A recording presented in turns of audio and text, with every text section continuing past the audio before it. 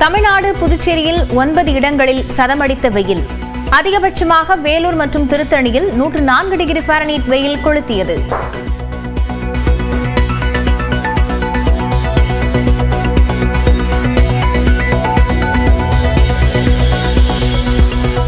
வேலூர், கோவையில் மழையால் தணிந்த வெப்பம்.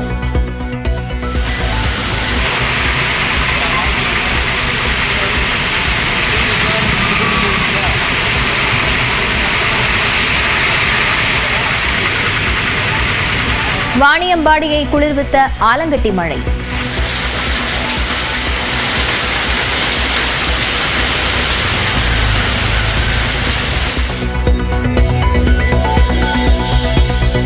தொடர் விடுமுறை கிரிவலத்தையொட்டி கிளாம்பாக்கம் பேருந்து நிலையத்தில் அலைமோதிய கூட்டம். திருவண்ணாமலை மற்றும் தென் மாவட்டங்களுக்கு மக்கள் படையெடுத்ததால் பாலாற்று பாலத்தில் போக்குவரத்து நெரிசல்.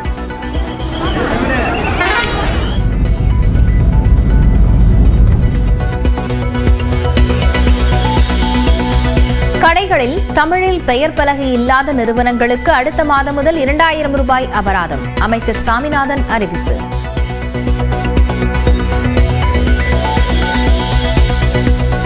அதிமுக பாஜக கூட்டணியே ஊழல்தான் என முதலமைச்சர் மு.க.ஸ்டாலின் விமர்சனம். 2 ரெய்டுகளுக்கு பயந்து அதிமுகவை அடமானம் வைத்தவர்கள் தமிழ்நாட்டையும் அடமானம் வைக்க துடிப்பதாக குற்றச்சாட்டு. நீதியின் உச்சத்தில் முதலமைச்சர் மு.க.ஸ்டாலின் அறிக்கை வெளியிட்டுள்ளதாக எடப்பாடி பழனிசாமி குற்றச்சாட்டு. ஒருபோதும் மாநில உரிமையை அதிமுக விட்டுக் கொடுக்காது என திட்டவட்டம். தமிழ்நாடு பாஜக தலைவராக அதிகாரப்பூர்வமாக பொறுப்பேற்றுக் கொண்டார் நயினார் நாகேந்திரன். சென்னையில் தனியார் மண்டபத்தில் நடைபெற்ற விழாவில் சான்றிதழ் வழங்கப்பட்டது.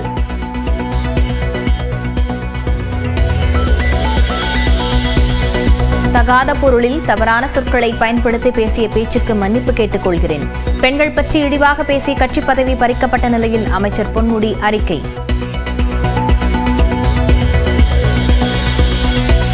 பாமக தலைவராக கட்சியை தொடர்ந்து வழிநடத்தப் போவதாக ராமதாசுக்கு மகன் அன்புமணி பதிலடி. 2026 சட்டப்பேரவைத் தேர்தலுக்கு தொண்டர்கள் விரும்பும் கூட்டணியை உருவாக்கப் போவதாகவும் கூறியிருப்பதால் வலுக்கும் மோதல். திருவண்ணாமலையில் பங்குனி மாத பௌர்ணமியையொட்டி லட்சக்கணக்கான பக்தர்கள் கிரிவலம்.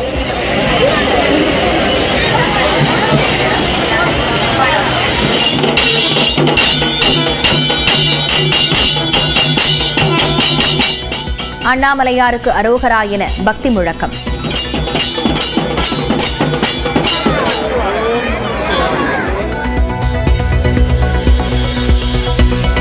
கோவை வெள்ளையங்கிரியில் தற்காலிக அன்னதான கூடத்துக்குள் நுழைந்து பொருட்களை சூறையாடிய காட்டு யானை. அலறியடித்து ஓட்டம் பிடித்த பக்தர்கள்.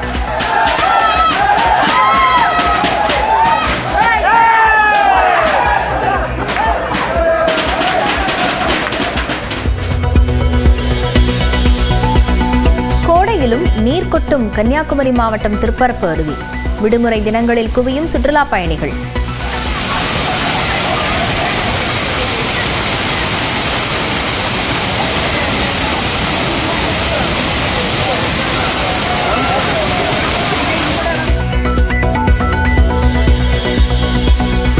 மதுரை கல்லூரி விழாவில் மாணவர்களை ஜெய் ஸ்ரீராம் என ஆளுநர் ரவி சொல்லச் சொன்னதால் சர்ச்சை.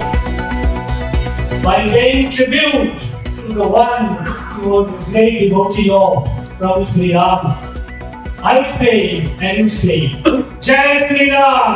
Jai Sri Ram! Jai Sri Ram! Jai Sri Ram! Jai Sri Ram!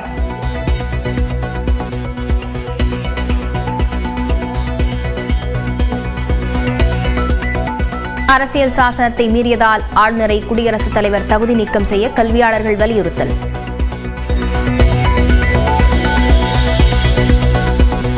மாநகரம் திரைப்பட நாயகன் ஸ்ரீராம் நடராஜனின் புதிய புகைப்படங்கள், வீடியோக்களால் அதிர்ச்சி.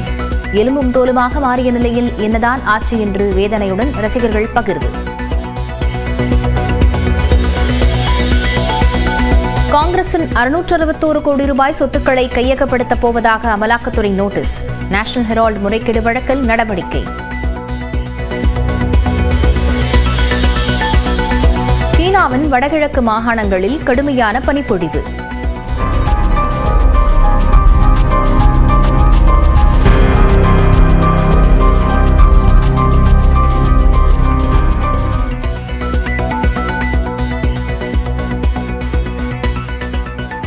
மற்றொருபுறம் சூறாவளி காற்றால் மக்களின் இயல்பு வாழ்க்கை பாதிப்பு.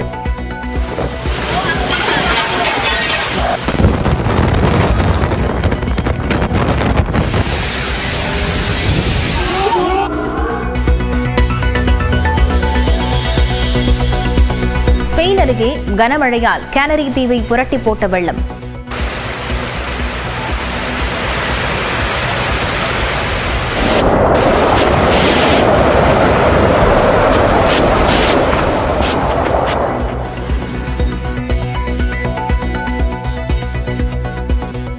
கார்கள் உள்ளிட்ட வாகனங்கள் தண்ணீரில் மூழ்கியதால் உரிமையாளர்கள் தவிப்பு.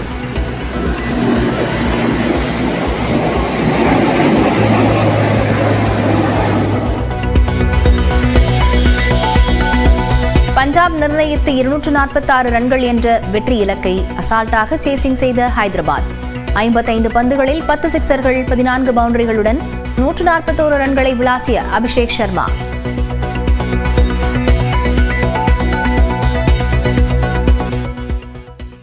மத்திய உள்துறை அமைச்சர் அமித்ஷாவின் தமிழ்நாடு பயணத்தினிடையே பாஜக அதிமுக கூட்டணி அமைக்கப்பட்ட நிலையில் 2 ரெய்டுகளுக்கு பயந்து அதிமுகவை அடமானம் வைத்தவர்கள் தமிழ்நாட்டை அடமானம் வைக்க துடிப்பதாக முதலமைச்சர் மு க ஸ்டாலின் விமர்சித்துள்ளார்.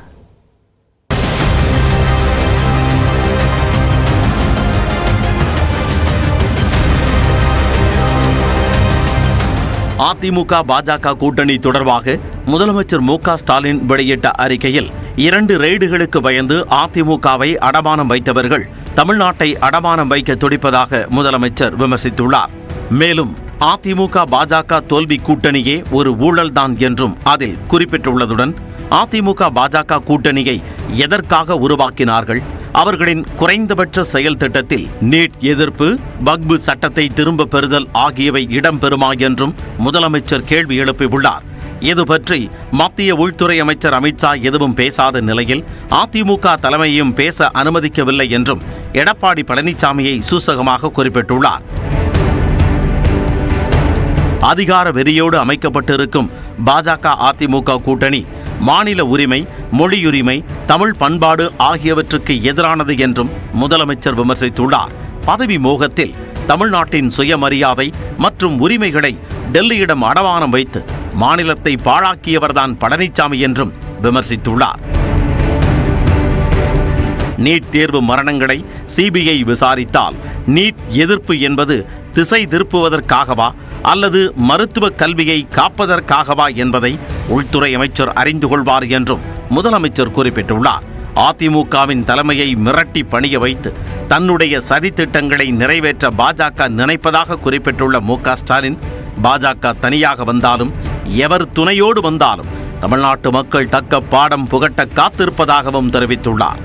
இந்நிலையில் கூட்டணி விமர்சனங்களுக்கு பதிலடி கொடுத்து எதிர்க்கட்சித் தலைவர் எடப்பாடி பழனிசாமி வெளியிட்டுள்ள அறிக்கையில் அதிமுகவின் கூட்டணி அறிவிப்பு முதலமைச்சர் மு க ஸ்டாலினுக்கு இடிபோல் வந்து இறங்கியதால் பீதியின் உச்சத்தில் அவர் அறிக்கை வெளியிட்டிருப்பதாக விமர்சித்துள்ளார். தமிழ்நாட்டின் மாநில உரிமைகளை அதிமுக ஒருபோதும் விட்டுக் கொடுக்காது என்று கூறியுள்ள எதிர்க்கட்சித் தலைவர் எடப்பாடி பழனிசாமி 2026 ஆண்டு சட்டமன்ற தேர்தலில் அதிமுக தலைமையிலான கூட்டணி வெற்றி பெறும் என்று குறிப்பிட்டுள்ளார். தமிழ்நாட்டு நலனுக்கான குறைந்தபட்ச செயல் திட்டம் இருக்கும் என அமித்ஷா கூறியிருப்பதை சுட்டிக்காட்டிய எடப்பாடி பழனிசாமி, குறைந்தபட்ச செயல் திட்டம் என்னவாக இருக்கும் என்று எண்ணி மு க ஸ்டாலின் இரவு முழுக்க தூக்கத்தை தொலைத்ததாக கூறியுள்ளார்.